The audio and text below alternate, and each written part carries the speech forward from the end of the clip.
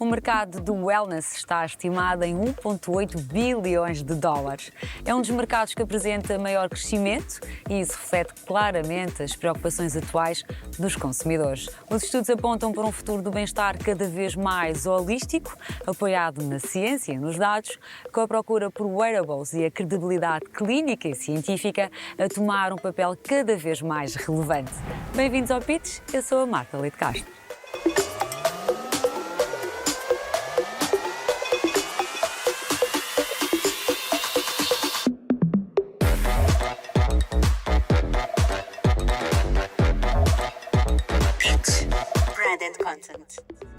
Com o avanço da tecnologia, será possível integrar dados biométricos no plano de saúde e bem-estar dos utilizadores. O Pitch foi explorar o poder dos dados e da análise personalizada de determinados indicadores na prevenção e manutenção de estilos de vida mais saudáveis e como os wearables e a informação gerada podem ajudar a atingir melhores resultados do ponto de vista do bem-estar holístico e corporativo.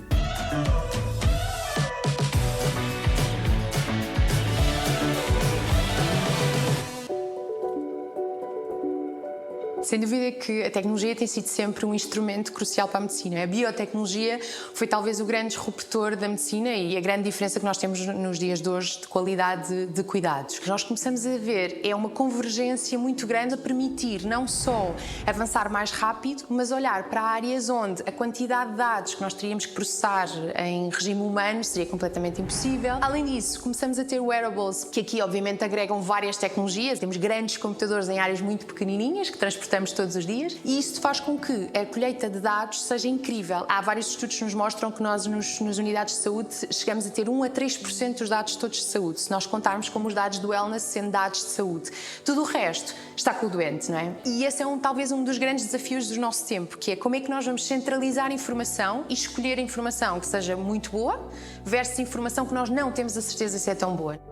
Há cerca de 8 anos atrás, a Deloitte começou a sentir a necessidade de encontrar soluções que dessem resposta à área de saúde e bem-estar. Sinais como burnout, depressões, frustrações ou mal-estar generalizado ao nível das lideranças foram claramente o trigger para que encontrássemos abordagens que dessem resposta a este tipo de necessidades. A solução passou por identificar os melhores métodos para recolher dados com o intuito de fornecer um conjunto de indicadores que nos permitisse monitorizar aquilo que é o desempenho individual. Era necessário criar programas imersivos que procuram perceber a prestação de cada colaborador numa atuação mais alargada para que o seu desempenho pudesse ser mais completo.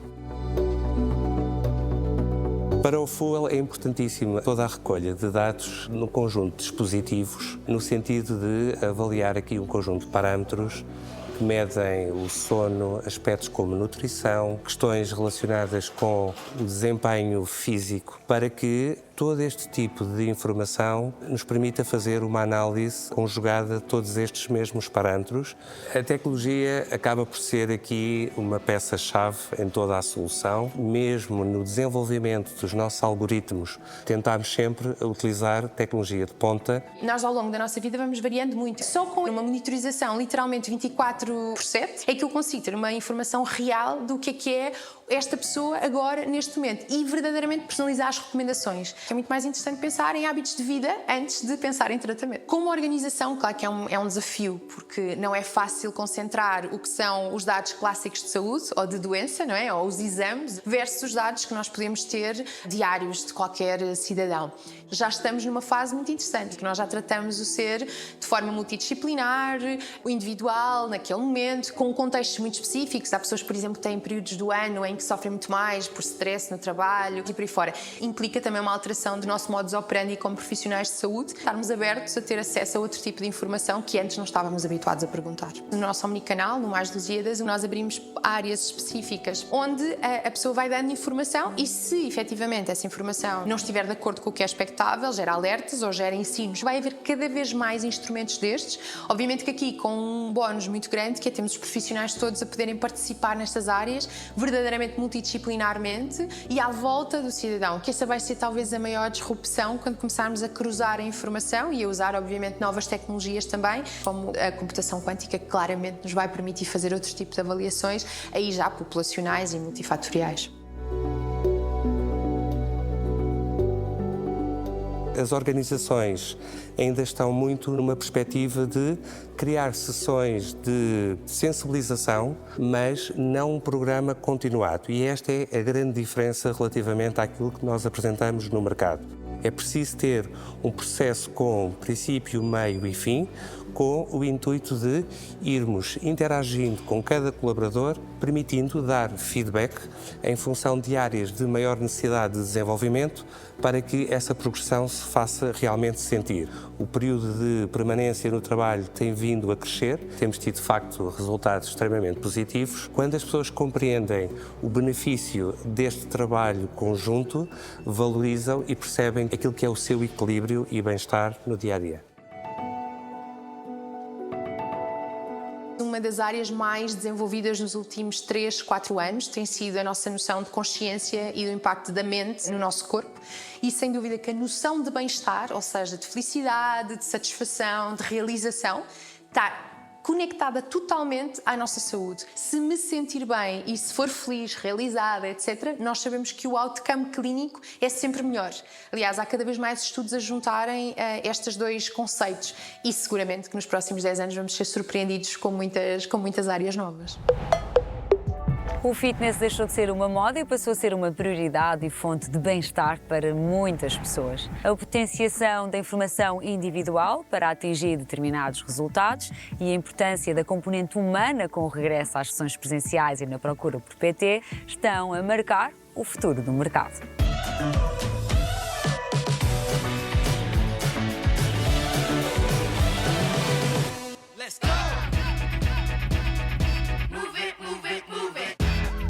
Nós fazemos eletroestimulação. O conceito é muito fácil. Nós fazemos sessões de 25 minutos. As pessoas estão ligadas com o equipamento e temos sempre um PT para fazer os exercícios. Então o treino é sempre personalizado. O nosso treino é mais para tonificar, para ter uma condição física geral boa. Trabalhamos a força do corpo inteiro. A pessoa está a trabalhar 8 zonas musculares ao mesmo tempo. São treinos funcionais. Temos cliente entre 18 e 90 anos, é para todos. Nós somos um ginásio de fitness, mas também um centro de bem-estar. O primeiro benefício é economia de tempo. A sessão é mais personalizada e mais fácil. A pessoa está mais focada na contração muscular do corpo dela, está mais focada na respiração, está mais focada na posição do corpo, está a perceber melhor o corpo dela e a pessoa consegue ter mais resultados. Por isso, também, não é só uma sessão, é também um momento de prazer. Mesmo se as pessoas estão a sair do trabalho estressado, a pessoa precisa sair do nosso ginásio com um sorriso. A nossa missão é tornar acessível a prática do exercício físico para toda a gente. A superação, a inclusão, a solidariedade e a sustentabilidade. São 4 valores muito importantes para nós. A componente humana é a matriz do fitness e por isso nós temos uma relação diferente com o cliente e criámos o sentido de comunidade, o sentido de tribo-up. A tecnologia serve para nós fazermos uma relação humana entre o staff e os sócios. As pessoas entram no ginásio e a maior parte das vezes acabam por sair do ginásio porque não têm um acompanhamento. Nós oferecemos trimestralmente uma avaliação de personal trainer a todos os nossos sócios e isto permite-lhes ter este trabalho caso não queiram investir já num treino personalizado. E vamos introduzindo em determinados clubes um grupo de aulas com um resultado muito interessante. Nós chamamos de PT Group. São mini treinos de PT para 8, 16 pessoas com 2 PTs a comandar. Estas aulas estão a ter uma aderência enorme e acabam por representar uma nova tendência de mercado que nós acompanhamos e que nós introduzimos até antes de outros players no mercado. Sim, o Salgueiro também põe gasolina. O projeto das Dicas do Salgueiro nasceu após uma aula de personal training normal, one-on-one. Tens tanto jeito para isto? Sou um personal trainer que adora explicar aos alunos o porquê de fazer as coisas. E agora o YouTube está tão na berra. Tu não achas que era bom criares um canal? Pude casar o know-how de ser personal trainer com o know-how de ação, trabalho em frente às câmaras e atrás das câmaras com a questão da coordenação de duplos, que eu ouço muitas pessoas a dizer: eu quero ser influencer, mas tens algum skill para ser influencer? Eu acho que já tinha os skills, não só de duplo, mas tinha muito presente aquela vertente para saber como explicar o fitness às pessoas comuns do dia-a-dia. Quem dá um treino presencial sente sempre algo diferente. Há uma espécie de sim senhor, Vitória, diferente do que quando dou um treino online. A grande mais-valia, seja presencial, seja digital, são aqueles 15 minutos antes e 15 minutos depois em que eu estou com eles. A minha presença, ou a presença de um coach, de alguém que tenha alguma pedagogia para falar com eles um bocadinho antes e depois da aula, já nem tenho muitas dúvidas. Já estamos a falar muito mais de outras coisas do que propriamente de como crescer o bíceps, como definir mais os abdominais. No outro dia perguntaram-me assim, como é que tu mudas o mindset de uma pessoa? E eu, isso não é o meu trabalho. Como é que eu vou mudar o mindset de alguém? Eu não consigo mudar o mindset de ninguém. Nós não estamos aqui a moldar nada. E a melhor forma de poder ajudar as pessoas é através da partilha. É só partilhar. Partilhar e demonstrar o que nós fazemos. Até já. Os consumidores estão a assumir um maior controle sobre a sua saúde, procuram soluções eficazes e cada vez mais suportadas pela ciência. Numa fuga ao health washing, uma opinião ou simples experiência já não é suficientemente credível para ser considerada uma recomendação. Fomos conhecer os verdadeiros influenciadores especialistas.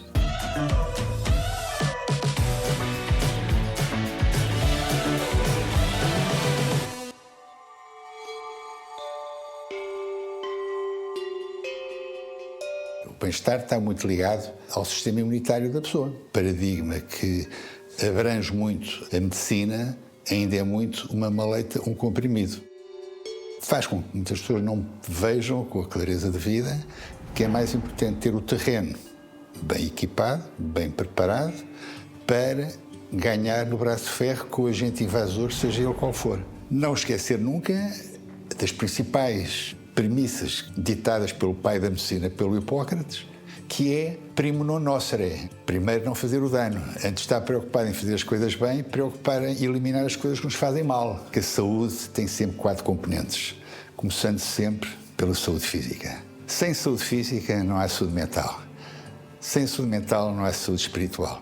Sem estas 3 saúdes não há saúde social. Fazer uma dieta saudável, ter uma vida equilibrada, não é um bicho de 7 cabeças e é isso que eu tento desmistificar. A alimentação é extremamente importante para a forma como nós nos sentimos no nosso dia-a-dia e, portanto, estou a falar aqui a nível energético, mas também na nossa imagem corporal. E a forma como nós nos sentimos com o nosso corpo é extremamente importante para o nosso equilíbrio emocional. Nós, na consulta, desenhamos um plano alimentar, uma estratégia alimentar para ser aplicada em casa, mas depois falta muitas vezes originalidade. E estas redes sociais serviam um bocadinho para eu passar algumas receitas, alguma motivação, sobretudo como exemplo e também como profissional. Comecei a explorar mais o yoga, o bem-estar, o que é que eu podia fazer para me ajudar e para ter dias tranquilos. Criei as redes sociais e comecei a partilhar aquilo que eu aprendia com os meus seguidores. Tento mostrar aquilo que eu como e sobre o desporto, principalmente yoga, corrida, que é uma nova paixão que eu tenho agora também, e exercício em geral. É esta procura de equilíbrio constante que o yoga me ensinou e que fez com que eu ficasse tão interessada nele e que continuasse a praticá-lo e que quisesse partilhar com os outros. Há 20 anos atrás não havia Instagrams, não é? Eu estava fechada no meu consultório, influenciava quem me procurava, mas assim, com as redes sociais, eu consigo ir muito mais longe. Nas redes sociais nós temos um bocadinho de tudo, a informação credível e a não credível. E, portanto, é muito importante sabermos quem é que está por detrás da página, quem é que passa essa informação. A minha prática clínica é sustentada no empirismo da minha atividade, no contacto com os meus doentes. Eu transmito aquilo que essencialmente, os meus doentes me ensinam. Não há a verdade suprema, há a nossa verdade. E a minha verdade hoje pode ser completamente diferente amanhã, se me provarem que aquilo que eu estou a dizer hoje não é verdade, que é um disparate. Portanto, tem que estar aberto a ouvir sempre. O meu objetivo é que consigam tirar alguma coisa de útil para si, para o seu dia-a-dia e para as suas experiências. O facto de termos esta proximidade também é muito vantajosa, porque conseguimos quase criar aqui uma ligação diária, contínua, em que a pessoa vê, se inspira e pensa, ok, se esta pessoa foi hoje e vai amanhã, foi ontem, se está a fazer, então eu também consigo, eu também posso fazer. Cada pessoa é uma pessoa, cada pessoa leva o seu tempo e as dificuldades de um não são as dificuldades do outro. Portanto, aí a consulta é fundamental e as redes sociais não vêm tirar o papel da consulta individualizada. É uma inspiração, nem que seja uma inspiração para procurar um profissional de saúde e saber quais as ferramentas que deve utilizar para si mesmo. É ter cuidado com as inspirações e, sobretudo, como é que nós conseguimos perceber se aquilo faz sentido ou não. Se é para fazer uma dieta, é com um profissional de saúde. Se é para ganhar inspiração, é com uma influencer, por exemplo. Se eu tenho, enfim, alguma visibilidade na área da medicina, é porque escrevo as coisas que digo e as coisas em que acredito. As redes sociais aparecem como complemento dos livros que eu tenho escrito. A comunicação individualizada faço eu aqui em consulta. Depois, informação que ultrapasse a relação pessoal só se pode fazer através dos livros ou então através das tais ditas redes sociais, das pessoas que nos convidam para os seus podcasts e que eu, com entusiasmo, vou. Eu acho que nós temos que ser maiores que nós próprios. Enquanto tiver a saúde para poder manifestar da forma como eu estou a fazer e dizer de viva voz as coisas em que eu acredito, não há nada que me dê mais prazer. E porque um estado completo de bem-estar não é só físico e mental, como social, a campanha For Ons, Don't Do It, que a Algar Rosa nos sugere esta semana a convite do Clube de Criatividade de Portugal, apela à consciência social e a não ignorar a questão racial na América.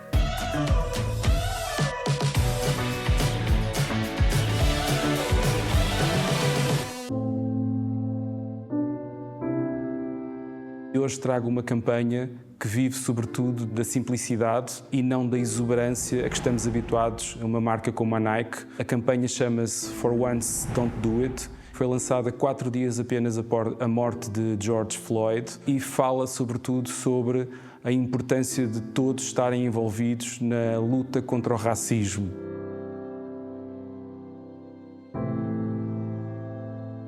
Numa altura em que os estudos internacionais confirmam que os consumidores esperam cada vez mais que as marcas tenham um papel sobre temas fraturantes do ponto de vista social, a Nike surge com esta campanha e, no fundo, acaba por gerar um movimento a nível internacional com centenas e centenas de notícias em meios de referência como a CNN ou a Fox, criando um efeito junto do seu target que considerou a campanha como uma das mais poderosas da marca a nível global. Esta é uma campanha que vive desta relação que os consumidores vão tendo com as marcas, que procuram que elas tenham este papel social superior à dos próprios governos, também pelo efeito que acabam por ter nas redes sociais.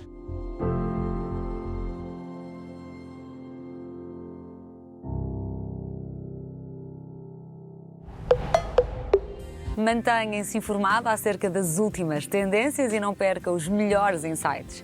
Este é o Pitch, o programa de Brand and Content na CNN Portugal. Pitch, Brand and Content.